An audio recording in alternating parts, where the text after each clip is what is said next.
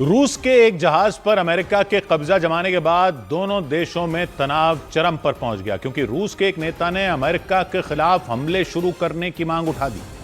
News agency Reuters के मुताबिक तेल टैंकर वाला वो जहाज वेनेजुएला जाने की कोशिश में था और उसे अटलांटिक महासागर के उत्तरी हिस्से में पकड़ लिया गया। और दावा तो यहां तक किया गया कि अमेरिकी नेवी ने उस जहाज को उस वक्त अपने कब्जे में लिया जब रूस की एक पनडुब्बी और कई युद्धपोत आसपास ही मौजूद थे। मतलब अमेरिकी नेवी ने रूसी सेना की आंखों के सामने ही तेल टैंकर वाले उसके जहाज को जब्त कर लिया। यही वजह रही कि रूस बुरी तरह भड़क गया। अमेरिका का दावा है कि जिस जहाज को पकड़ा गया पहले उस पर बेला 1 नाम लिखा था, रूस का झंडा भी नहीं लगा था। आरोप लगा कि वेनेजुएला पर लगे प्रतिबंधों के बावजूद वो जहाज चोरी छिपे उससे कच्चा तेल लेने पहुंचा था। इसलिए अमेरिकी नेवी और कोस्ट गार्ड के जवान तेल टैंकर वाले उस जहाज के पीछे पड़ गए और उन्होंने 2-4 दिन नहीं बल्कि करीब 15 दिन तक समंदर में उस तेल टैंकर का पीछा किया। लेकिन रॉयटर्स के मुताबिक बेला 1 नाम के उस जहाज ने रास्ते में ही अपना रजिस्ट्रेशन रूस में करवा लिया था और नाम बदलकर मारिनेरा कर लिया था। यही नहीं, जब अमेरिकी नेवी उस जहाज के पीछे पड़ी थी उसी समय उस पर रूस का झंडा फहरा दिया गया था, यानी उसे रूस की मान्यता मिल गई थी। लेकिन उसके बाद भी अमेरिका के जवान पीछे नहीं हटे। उन्होंने वेनेजुएला जाने की कोशिश कर रहे उस तेल टैंकर पर सबसे पहले कैरिबियन सागर में कब्जा जमाने की कोशिश की थी। लेकिन जब वो वहां से निकला तो उसका पीछा हजारों किलोमीटर दूर उत्तरी अटलांटिक महासागर तक किया गया।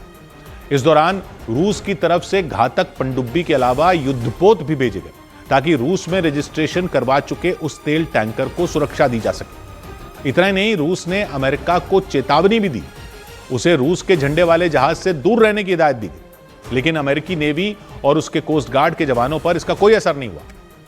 करीब 15 दिन की धरपकड़ के बाद उन्होंने रूस के तेल टैंकर पर चढ़ाई कर दी और उसे आइसलैंड के पास अटलांटिक महासागर में जब्त कर लिया। दावा है कि रूस की तरफ बढ़ रहे उस तेल टैंकर को पकड़ने में अमेरिका को ब्रिटेन से भी मदद मिली, क्योंकि जिस जगह उस पर धावा बोला गया वो ब्रिटेन की समुद्री सीमा से ज्यादा दूर नहीं है। हालांकि रूस के उस जहाज पर कब्जा किए जाने के बाद उसे कहां ले जाया गया इसकी जानकारी सामने नहीं आई। लेकिन अमेरिका की इस कार्रवाई से रूस में गुस्सा भड़क गया। वहां अमेरिका पर पलटवार की मांग उठने लगी और रूस के एक सांसद ने तो अमेरिका के खिलाफ हमले शुरू करने की चेतावनी दे दी। यह चेतावनी एलेक्सी ज़ुरावलोव नाम के सांसद ने दी। उन्होंने आरोप लगाया कि अमेरिका ने रूस के झंडे वाले जहाज पर कब्जा करके अंतर्राष्ट्रीय नियमों का उल्लंघन किया। यही नहीं, उन्होंने इसे रूस को चुनौती देने वाली कार्रवाई बता दिया और अमेरिका को जवाब देने की हुंकार भरी। रूसी सांसद ने 2 टूक कह दिया कि अमेरिका ने जो किया उसका बदला लेने के लिए अमेरिकी कोस्ट गार्ड पर हमला किया जाना चाहिए और उसके जहाजों को पानी में डुबो देना चाहिए। यानी इतना तो साफ है कि इस मामले को लेकर रूस चुप नहीं बैठने वाला। लेकिन रूस की चेतावनियों के बावजूद अमेरिका पर कोई असर नहीं हुआ, क्योंकि अमेरिका के रक्षा मंत्री ने साफ किया कि समंदर में वेनेजुएला के नजदीक जारी एक्शन रुकने वाला नहीं है।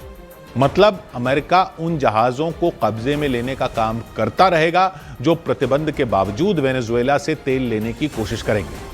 Our military is prepared to continue this. As he said, the president, when he speaks, he means it. He's not messing around. We are an administration of action to advance our interests. अमेरिकी रक्षा मंत्री ने बताया कि रूस के झंडे वाले जहाज को जब्त करने के कुछ ही देर बाद कैरिबियन सागर में भी तेल टैंकर वाले एक जहाज को पकड़ा गया और दावा किया गया कि वो जहाज भी वेनेजुएला से कच्चा तेल लेने पहुंचा था।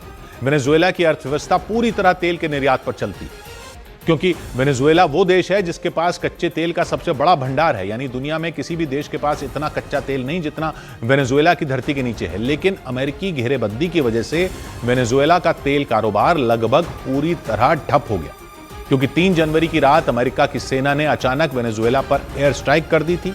उसके राष्ट्रपति को जबरदस्ती गिरफ्तार कर लिया था।